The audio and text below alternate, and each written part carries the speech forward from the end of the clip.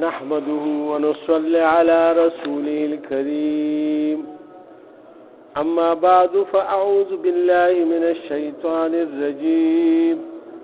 بسم الله الرحمن الرحيم ومن أجل ذلك كتبنا على بني إسرائيل أنه من قتل نفسا بغير نفس أو فساد في الأرض فكأنما قتل الناس جميعا ومن أحياها فكأنما أحيا الناس جميعا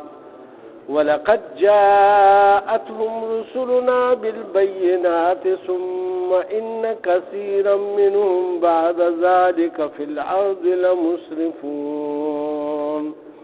صدق الله العظيم. د حابیل او د قابیل واقعا په دې رکوع کې روانه ده. دا رکوع نمبر 15 رکوع دا سوره مائده کې او آیات نمبر 22 شروع کیږي.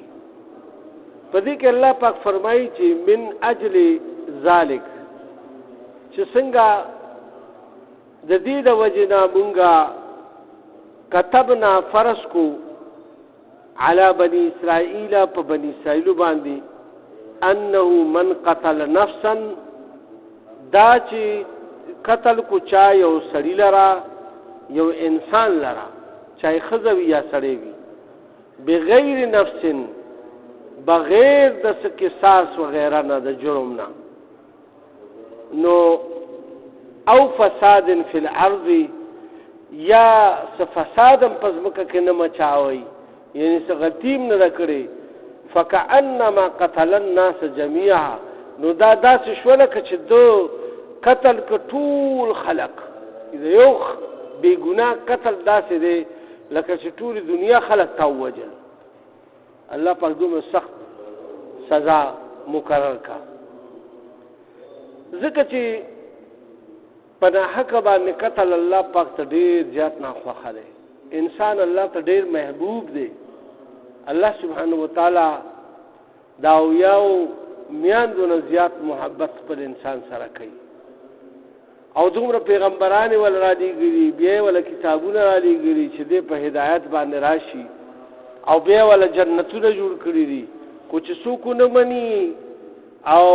خپل منمانیو کې نو الله پاک بیا په جهنم کې اچي یا د شیطان خبره اومني نو او قتلو کې فسادو کې پزمکه کې نو بیا به الله سبحانه وتعالی په جهنم کې اچي. نو دې داسې دی چې یعنی ټول دنیا خلک قتل کړ ولی چې د قتل یو دروازه کولاو کا او دا تاسو یادو ساتئ دا چې چا دا واقعیت کړی څوک چې یو قتلو کې کړنو هغه دومره دلیر شي چې هغه ته بیا خو دا سړي به جل رسخکاري نه او چې چا ګوره دا قتل وغیره نه کړي کړنو هغه راوینم چې ویني هغه په ځل څه چل کیږي. دا انسان چې زخمی شي کړنو هغه په ځل او کله چې بیا د پدې سيزونو کې ډیر زیات غرق شي نو بیا دته دا د ماشي او د مچنم کم ښکاري دا انسان او دې بیا داسې بس دا خلق قتل یو بدا کوي او دروز بس انسان خو ته مړ انسان نه ښکاري. نو لہذا د دې لپاره الله پاک فرمایل چې دا سیدی لکه ټول خلقو قاتل لري ځکه بیا یو انسان نه ښکاري هغه ورته بیا ډیر یو د زناور نم کم شیخ کاری دته پزړه کې د انسانیت او وقت او عزت او قدر ختم شي پناه حق چې دې قتل کی. اوس الله پاک بیا ورپسې څه فرمایي ومن احیاها او چې چا څوک یعنی ژوندې کو یعنی مطلب دا ژوندې کول خو انسان نشي کوله لیکن د مرګ نه بچ کو. یو سړی څوک رانیولې په ظلم باندې پانسی کوي یې اولی وجنی هغه ته تختیدو او دته بچ کو په څه طریقه باندې هغه لاس یې نیو هغه مینځاري وکاله که په څه طریقه باندې دا هغه بچ کو. او په دې کې د ډاکټرانو دغه خبر امراضي چې هغه د زړه نه یو بیمار علاج کو او الله سبحانه وتعالى غله شفا ورکا دم داسي کارو کو چې لکه د یو سړی د مرګ نه بچو. نو دغه شانتي که څوک د زړه نه یو ډاکټر یو سړی په کس سره ووجني نو هغه په قاتلانه دغه کې راغو. او کنه که څوک بچ کو د زړه نه او د هغې لپاره انتها کوشش وکړو سعی وکړه روټۍ رستو کا خپل کار رستو کو خو هغه مخکې کو او هغه علاج معالجه وکړه ترجیح هغه ورکړه. نو داسې شو چې د ټولو خلکو چې کوم دی نو له ژوندون ورکو. فکأنما احیا الناس جميعا نو دا داسې شو لکه چې د ژوندي که د ټولې دنیا انسانانو لره. ولقد جاءتهم رسلنا او بېشکه چې راغلي وو زمونږ رسولان بالبینات په واضح احکاماتو سره دې ټولو امتونو ته څومره چې امتونه په دنیا کې دي دې ټولو ته الله پاک چې کوم دی نو خپل انبیاء کرام رالیږلي. ثم ان کثیرا منهم نو بیا ډیر زیات پدای کی چې کوم دی بعد ذالک پس د دینه فی الارض پس مکه کې لمسرفون اغی زیاتی کون کی وګرځید. الله پاک ولا آیاتونه رولېګل خو د دنیا د مقصد د پاره د ځمکې جایداد د پاره د خزو د پاره د دولت د پاره انسانان وجل شروع کو قتل غارتګری ډاکی او دا سيزونه شروع کو. نزل تک الله پاک اوس فرمای انما جزاء الذين صرف دا د یو سزا د هغه کسانو یحاربون الله چې جنگ کوي الله سره ورسوله او د هغه رسول سره ويسعون في الارض فسادا او پیلاوي پس مکه کې یعنی دونه وهي د فساد پیلاولو د پاره ان يقتلوا او يصلبوا نو یاد دې قتل کړی شي یاد چې کوم دینو په سولې باندې خو جوړ شي او تقطع ايديهم او یاد کټ کړی شي لاسونه د دوی وارجلهم او خپید دوی من خلاف په مخالف سم کې یعنی خلاص او غسخپا او ينفوا من الارض او یاد اوستي شي د زبکه دا ذالک لهم خزي فی الدنيا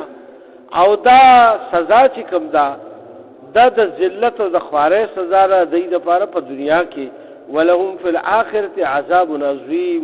او د دې د پاره په آخرت کې ډېر لوی عذاب وي. په دې آیات کې الله سبحانه وتعالى ډېر لوی احکامات بیان کړي. هغه احکامات دي چې الله پاک فرمایي چې څوک چې یعنی پسمکه کې فساد برپاوي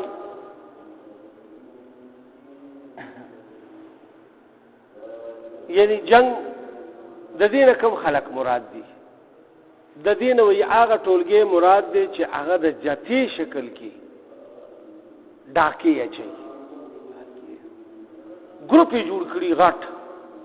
او کراشین کوپونو ټوپک یو لانچري او د یو ذکرې وی او په یو ځای باندې حمله اور کیږي کلی باندې ورغه او بس هغه ټول لوټل او هغه عین اغلام او کاسو کې پکې وجل او سو کې سک او بر دز دوزو خوف راس پیلاوي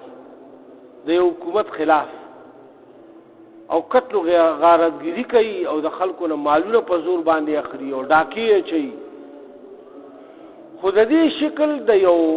خاص یعنی یو ټولګي یو جتوي یو ګروپ وی غټه او حکومت لپاره باندې لګو یعنی قبضه او قوت طاقت مندل ګران وي مطلب چې په زنګولونو کې پټيږي او بس بیا روزي او لارې ارسته نه دغه کیږي نو دا هغه خلکو په باره کې الله پاک دا دومره سخته سزا بیان فرمایلی ده. داسې ګروپونه چې او داسې مختلف ګروپونه راځي چې هغه دا کار کوي که نه، نو الله پاک دې کې دا فرمایي چې هغه ګوره ړومبی خبره الله پاک وکړه، دا جزا د هغه کسانو ده چې یحاربون الله، چې هغه جنگ کوي الله سره. ړومبی خبره خدا ده، الله نافرمانی کوي دی. ولې قانون په لاس کې وایشتو، د ملک قانون نه مني، ورسوله او د هغه د رسول سره نافرمانی کوي. ويسعون فی الارض فسادا، او کوشش کوي پس ځمکه کې د فساد پیلاولو. نو دوی خو فساد هم د دغه شان پیلاوي که نه چې په کلي باندې ورشي او بس وروره کلي په کلي چې کوم دی نو خپله بادشاهي جوړه کړي او خپل منماني جوړه کړي او یو ځای باندې قبضه او هغې نه مال او هر څه لوټ کړي او بس بیا تېځي. نو دلته کې د دوی دپاره بیا الله پاک دا سخته سزا مقرر کړې ده. که چېرې دغه ګروپ حکومت ونیسي نو بیا به ورسره څه چل کوي، او یقتلو، دوی د ټول قتل کړی شي. دلته کې اوس دا راغلی چې دا ګروپ دی او په دې کې یو قسم قتل کړی دی، نو دې ټول ګروپ له به دا سزا ورکېږي. ولې چې دوی کار ټول یو په هسې قصاص کې خو چې چا قتل کړي نو هغه له به قصاص اخیستی شي که نه. لکه یو سړي قتل وکړو نو هغه سړی به د هغې په دغه کې چې کوم دی نو ویشتی شي یا به قتلولی شي. خو لیکن چې د ګروپ په صورت کې وي چې دوی د الله او د رسول نافرمانی او فساد پیلاوي په ځمکه کې، نو دا ټول به قتلولی شي. اوس که چېرې دوی قتل په دغه ډاکې مچولې ده او قتل هم پکې شوی ده، څوک پکې مړم شو، ډزې پې وکړو او بس هغه مړ شو، نو دا سزا ده وله بیا. او بیا دویم نمبر سزا کومه یاره، او یصلبو، چې هغه یعنی قتل یې کړي خو مال یې یو نور، بس لکه مطلب دی څوک پولیس پې راغه، فوج پې راغو، څوک بل څوک پې راغه او بس وتښتېده، قتل یې وکړو، ګروپ وتښتېدو، نو دوی خو به قتلولی شي. خو چې چا هم قتل وکړو او مال لوټ کړو نو او یصلبو، نو دوی سره بیا څه چل کېږي، دوی به بیا په سولی باندې خېږي، ژوندي به بره اباڼي چخ باندې وخېجولی شي او په هغې باندې بیا وتړي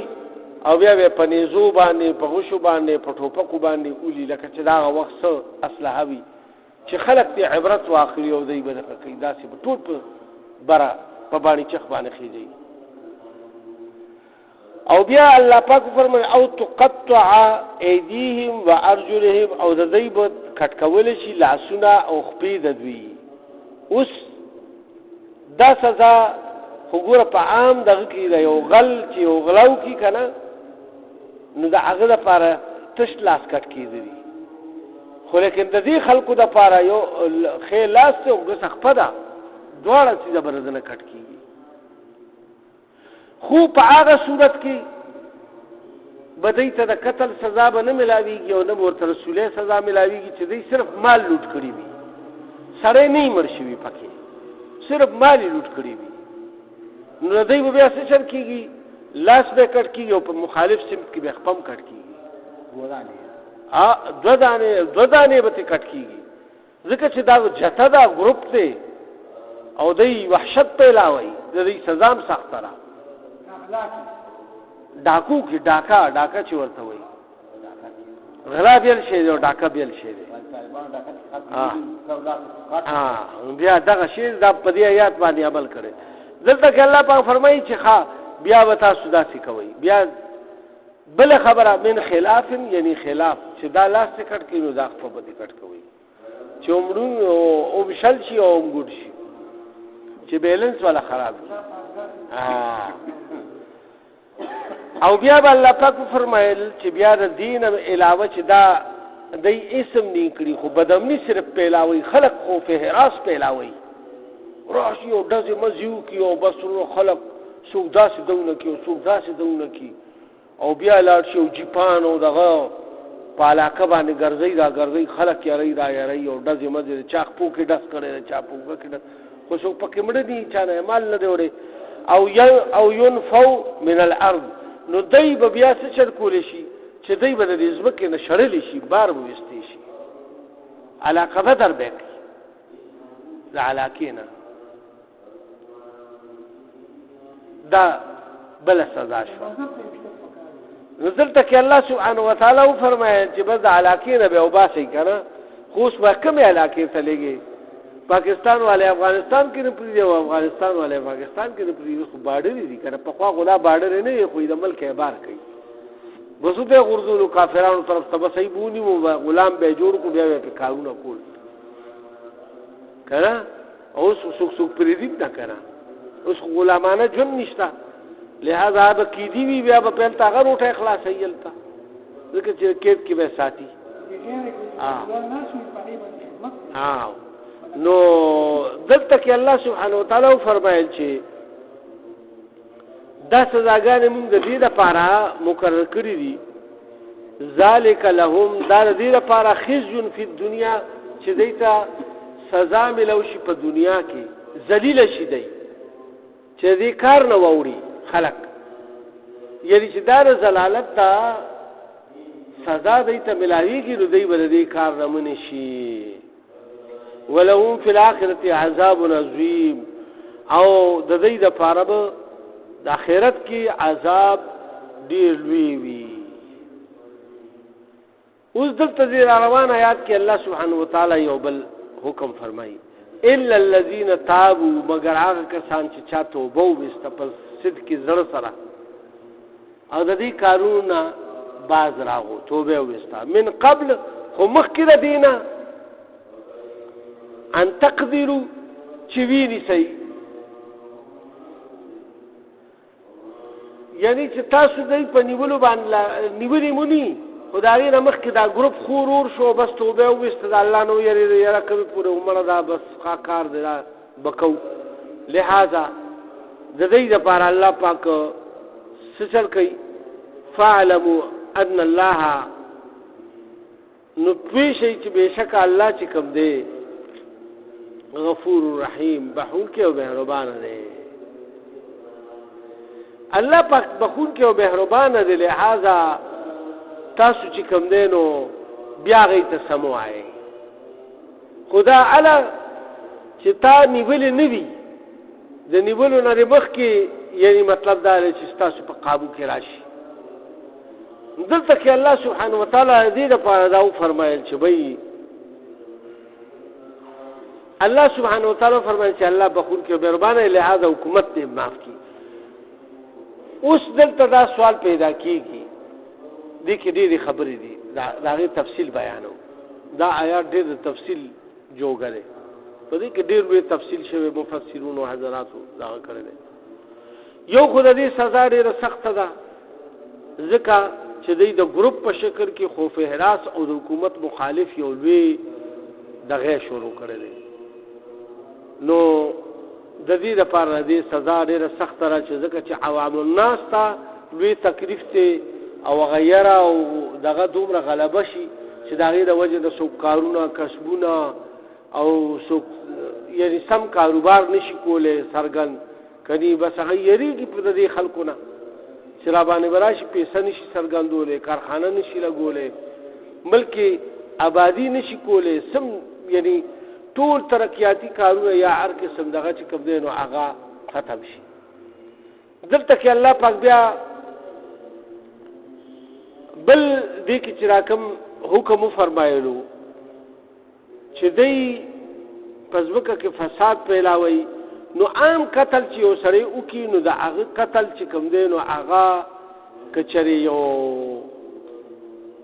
مقتول یعنی چې وارثان چې چا قتل شي هغه یې معاف کړي نو بس دې معاف شو یعنی هغه معاف کو هغه معاف شو خدای به نه معاف کیږي دی به نه معاف کیږي دی که هغه مقتول معاف هم کی بیا هم دی نه معاف کیږي دی له به دا سزا ورکیږي خو چې کله دی د هغه سزا دوران کې ونیوي شو د دې سزا هلته کې ول خدای په خلاصې ورکو چې کله دی مخکې توبه وویسته د نیولو نه مخکې نو بیا به چوټ بری شي، بس بیا به دی حکومت بس نه وایي. ولې چې دی په خپله بس د حکومت تابع شو، بس امن یې وکړو، بس ومنلو. خو دې صورت کې که چېرې فرض کا یو قاتل د چا قتل وکړو او هغه معاف کړو نو هغه خو بس معاف شي، خو لیکن دې کې دلته معاف کول نشته. حکومت بیا هم دله به دغه سزاګانې ورکوي. دغه شانتې د غلا په باره کې حدود دي، قصاص دی او تعزیرات دي. زه تاسو ته خبره اوس کوم، د هغې تفصیل درته بیانوم. حدود دې ته وایي چې دا د الله حدونه دي.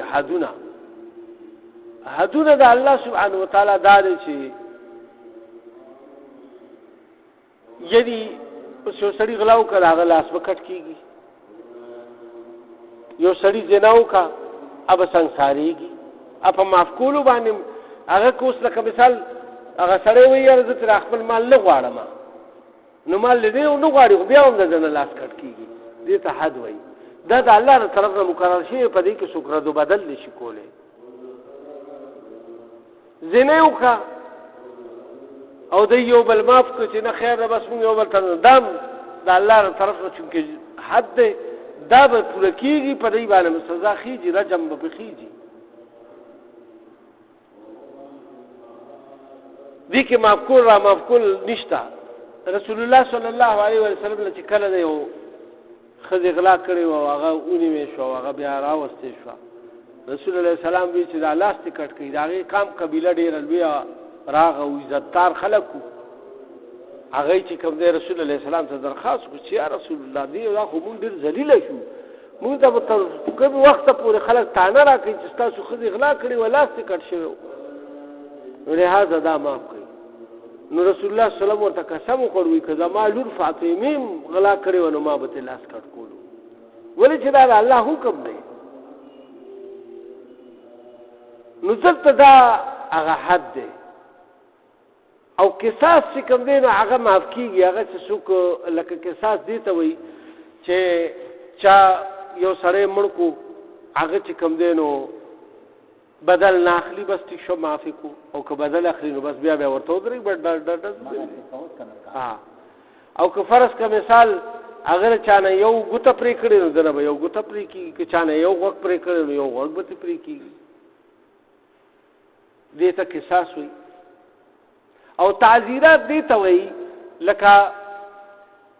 اوس په زمونږ په دغه کې یعنی په شریعت کې مثال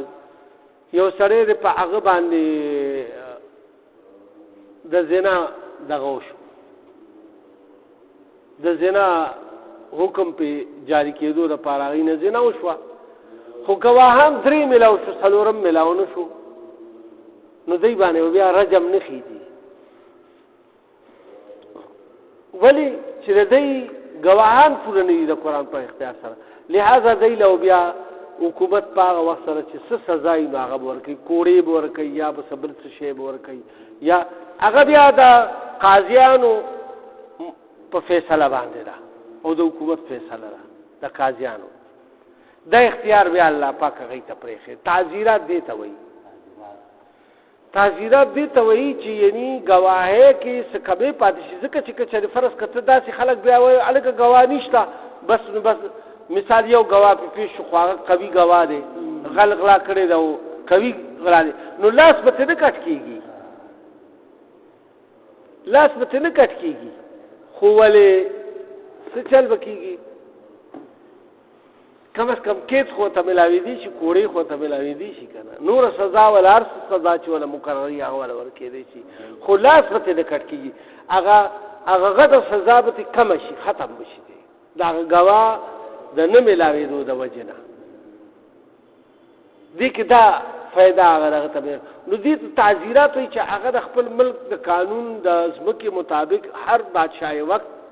جوړولی شي او هر قاضي ته خدای پاک دا اختیار ورکړي چې ته خپل عقل او فکر نه کار واله چې ته وله په انصاف سره څه بیا سزا ورکوې نو ورکړه. خو که د هغه ځکه کدی